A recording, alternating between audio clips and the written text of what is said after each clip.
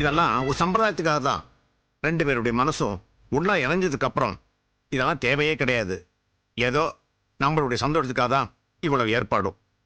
ஒரு நல்ல நாளில் அவங்க 2 பேரும் இணைஞ்சா நமக்கு சந்தோஷம் தானே.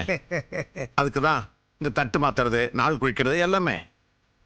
அதுவும் இல்லாமல் நம்ம காம்பவுண்டில் இருக்கிற எல்லாரும் வந்து கலந்துக்கும் போது மனசுக்கு ரொம்ப நிறைவாக இருக்கும்.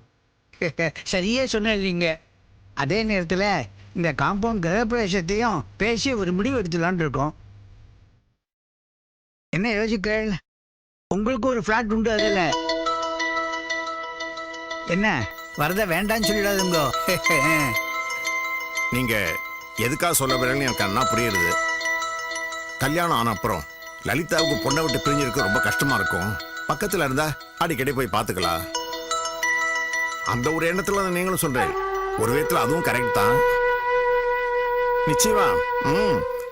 பெத்தவாளுக்கு பொண்ணு கல்யாணத்துக்கு அப்புறம் பக்கத்துல இருந்து பார்த்துக்கணும் தானே ஆசை வரும். ஆனா அதுக்கு சமய சந்தர்ப்பம் அமையாது. ஆனா உங்களுக்கு அந்த சந்தர்ப்பம் அமையும் போது அதை ஏன் பயன்படுத்திக்க கூடாது நீங்க? லட்சுமணன் சார், லலிதாவாவது கொஞ்ச காலம் உமாவோட சந்தோஷமா வாழ்ந்திருக்கா. ஆனா நான் உமாவுக்கு நினைவு தெரிய ஆரம்பிச்ச வயசுலயே அவளை விட்டு போயிட்டேன். இப்ப சமீப காலமா தான் அவ கூட இருக்கேன். அதுவும் எங்களுக்குள்ள சின்ன சின்ன சண்டைகள், சச்சரவுகள். இப்பதான் அவளுடைய மனசை நான் புரிஞ்சுக்க ஆரம்பிச்சேன். அவளும் என் மனசை புரிஞ்சுக்க ஆரம்பிச்சிருக்கா. இந்த சமயத்துல நான் மட்டும் அவளை பிரிஞ்சு போக ஆசைப்படுவேனா என்ன?